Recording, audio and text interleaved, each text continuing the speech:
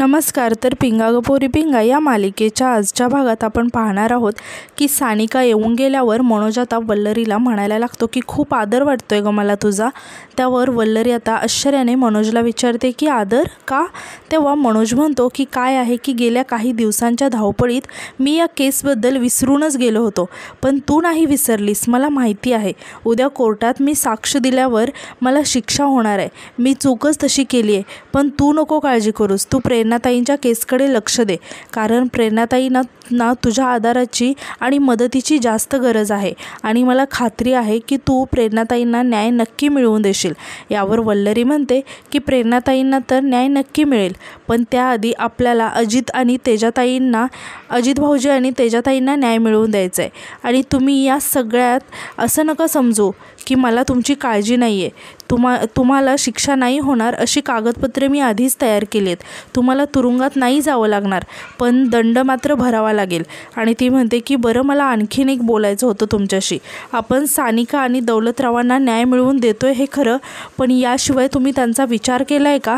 तेव्हा मनोज आता विचारतो की म्हणजे मला नाही कळलं ग, तू काय बोलतेस? तेव्हा वल्लरी म्हणते की अहो, भरत हा दौलतराव आणि सानिकांच्या घरातला एक कर्ता पुरुष होता.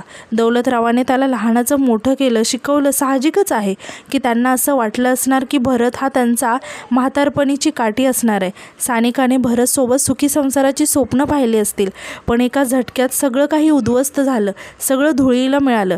आता भरत जर का त्यांच्या घरातील कर्ता पुरुष म्हटल्यावर त्यांचं कसं होणार आहे पुढे?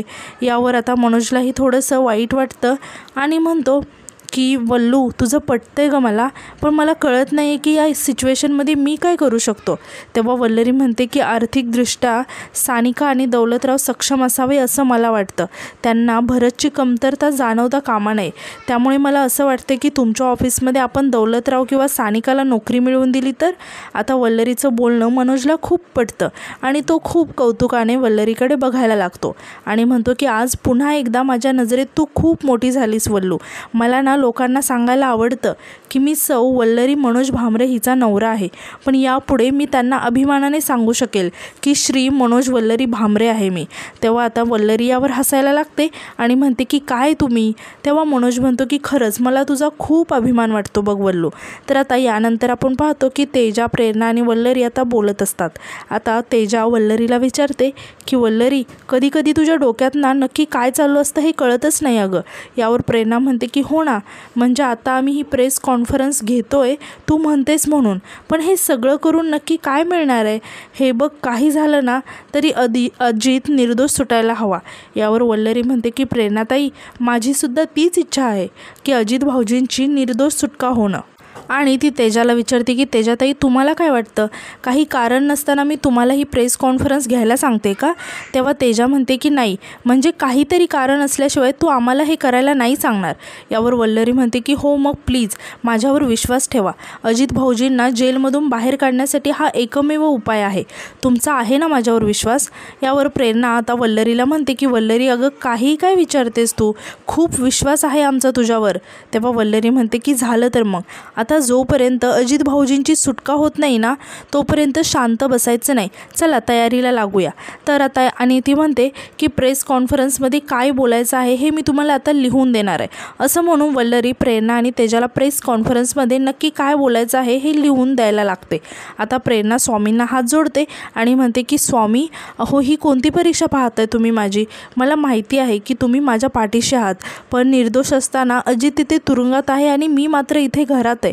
यावर आता तेजा प्रेरणाला समजावत म्हणते की प्रेरणा, हे बघ, स्वामी तुझ्या पाठीशी आहेत, तू नको टेन्शन घेऊस आणि पुढचं सगळं वल्लरी आणि स्वामींवर सोडून दे, सगळं नीट होईल, नको काळजी करूस. आता वल्लरी नक्की प्रेस कॉन्फरन्समध्ये काय बोलायचं आहे हे लिहून तो कागद प्रेरणा आणि तेजाकडे देते आणि म्हणायला लागते की चला आता कामाला लागा.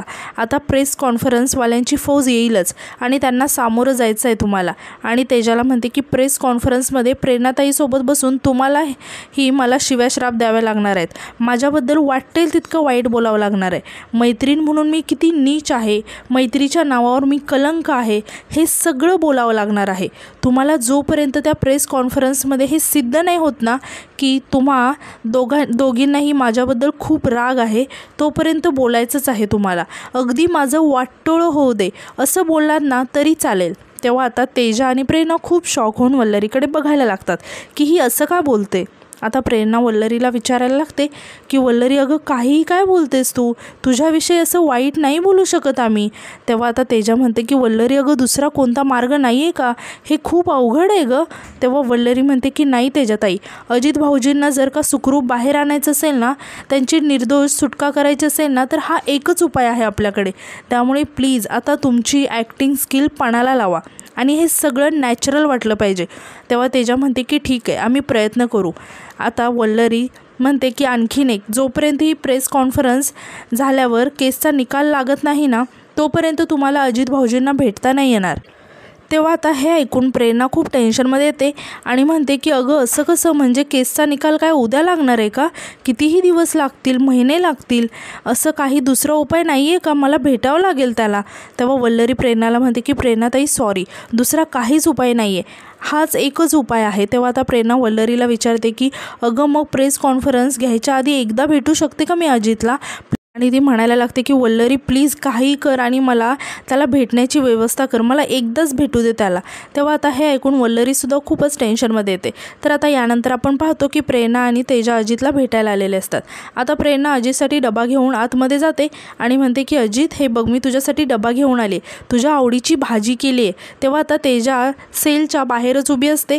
तर आता एक पोलीस कर्मचारीसुद्धा तिथेच उभा असतो आणि तो खूप कौतुकाने अजित आणि प्रेरणाकडे बघत असतो. तेव्हा आता तेजा त्या पोलीस कर्मचारीला विचारायला लागते की भूक लागली आहे का तुम्हाला. तेव्हा ते पोलीस कर्मचारी म्हणतात की नाही. तेव्हा तेजा हसायला लागते आणि म्हणते की क्यूट आहे ना कपल, आणि म्हणते की तुम्हाला अजून एक लव्ह स्टोरी ऐकायची आहे का, या ना सांगते, असं म्हणून ती त्यांना तिथून घेऊन बाजूला जाते. तेव्हा हे बघून अजित आणि प्रेरणा आता हसायला लागतात. आता प्रेरणा अजितला म्हणते की अजित, आज खूप दिवसांनी माझ्या हाताने तुझ्यासाठी स्वयंपाक केला आहे, खूप छान वाटलं मला. इतके दिवस रोज तर स्वयंपाक करतच होती मी, पण त्या अण्णा केदारसाठी, तेही माझ्या मनाविरुद्ध, पण आज तुझ्यासाठी तुझ्या आवडीचं करताना मला जो आनंद झाला आहे ना, तो शब्दात नाही मला सांगता येत. आणि म्हणते की जेवण गरम आहे, चल पटकन जेवून घे. तसं म्हणून ती आता अजितला स्वतःच्या हाताने जेवण भरवायला लागते. आणि अजितला असं तिच्या हातचं जेवण आवडीनं खाताना बघून प्रेरणा खूप कौतुकाने त्याच्याकडे बघायला लागते आणि म्हणते की तुला असं मन लावून जेवताना पाहून ना खूप बरं वाटलं. आणि ती आता स्वामींना म्हणते की स्वामी, आमच्या आयुष्यातून हा क्षण परत कधीच काढून घेऊ नका. आणि म्हणते की अजित, वल्लरी ना तुला इथून सोडवण्यासाठी खूप प्रयत्न करते आणि ती नक्कीच यात यशस्वी होईल, खात्री आहे मला. वल्लरीवर विश्वास आहेच ना आपला. आणि म्हणते की फक्त मी एक डिसिजन घेतला आहे, ही केस संपली ना की आपण इथे नाही राहायचं, निघून जाऊया कुठेतरी, नको राहायला इथे.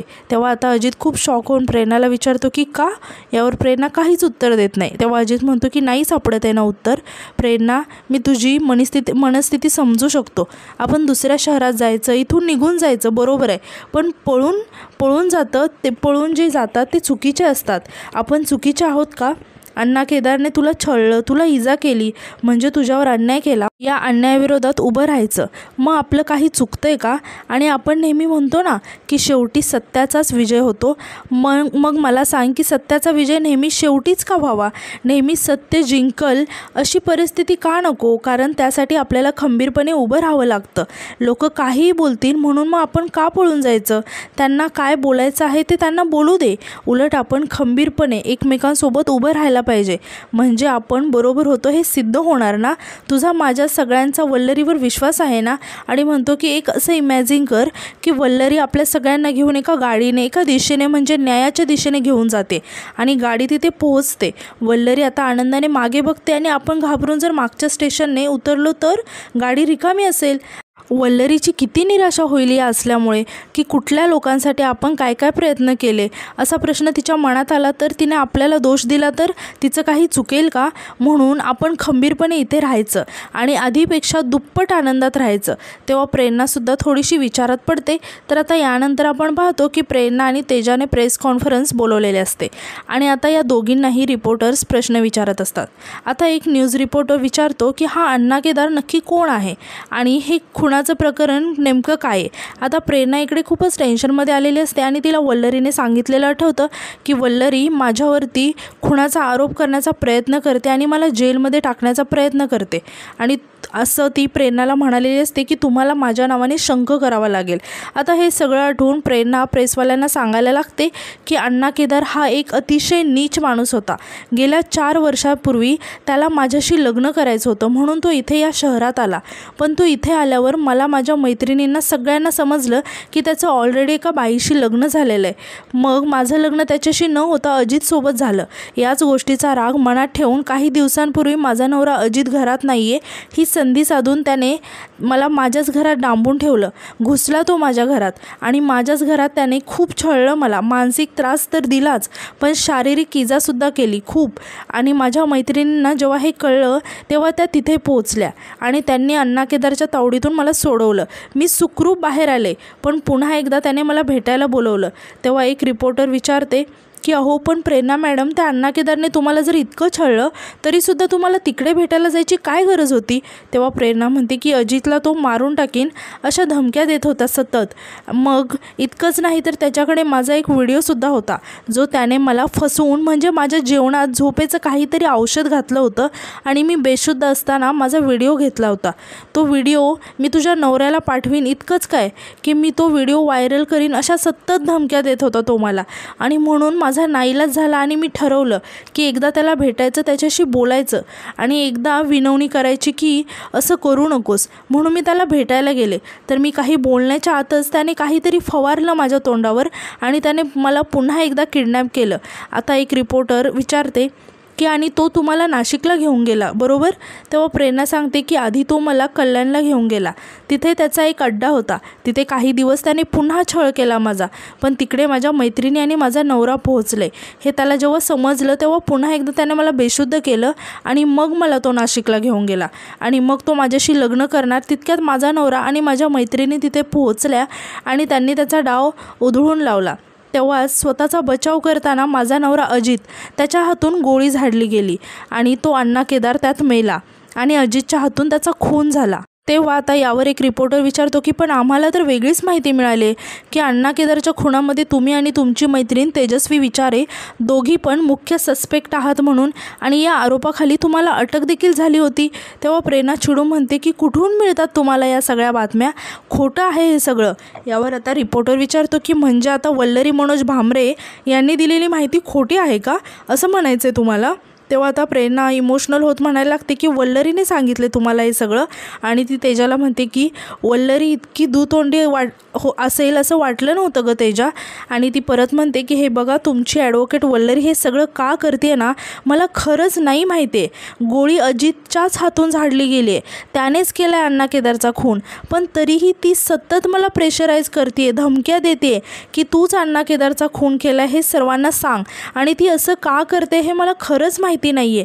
मी हात जोडून सर्वांसमोर सांगते की खरंच नाही मारले मी अण्णा केदारला असं म्हणून ती रडायला लागते. आणि आजचा एपिसोड इथे संपतो.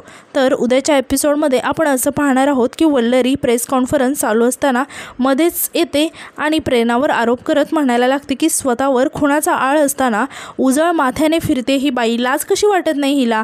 ही असली व्यभिचारी आणि खुनी बाई या समाजासाठी किती घातक आहे. तेव्हा आता हे ऐकून प्रेरणा रागाने वल्लरीला म्हणायला लागते की लाज तर तुला वाटत नाही ग. माझ्या चारित्र्यावर शिंतोडे उडवताना लाज तुला वाटायला पाहिजे होती की वल्लरी पण असं काही वाटलं नाही तुला असं म्हणून ती जोरात वल्लरीच्या कानाखाली देते. तेव्हा आता वल्लरीसुद्धा रागातच माझ्यावर कसा काय हात उचललास तू असं म्हणून परत प्रेरणाच्या कानाखाली देते. आणि या दोघींचीही भांडणं बघून आता तेजासुद्धा मध्ये पडते आणि वल्लरीवरती आरोप करायला लागते. तर हे सगळं आता प्रेस कॉन्फरन्सवाले त्यांच्या कॅमेऱ्यामध्ये शूट करत असतात. तर इकडे कोणीतरी हा व्हिडिओ खुश होऊन बघत असतं. तर आता नक्की हा ज्वाला शेठ आहे की कोण आहे हे आपल्याला उद्याच्या भागात कळेल. तर इकडे आता वल्लरी आता प्रेरणाला धमकी देत म्हणते की प्रेरणा वालावलकर आता तयार राहायचं जेलमध्ये आयुष्यभरासाठी सडण्यासाठी. आणि आजचा एपिसोड इथेच संपतो. तर आजचा एपिसोड तुम्हाला कसा वाटला हे कमेंटमध्ये नक्की सांगा आणि उद्याच्या नवीन एपिसोडसाठी आपल्या चॅनलला सबस्क्राईब करायला विसरू नका. धन्यवाद.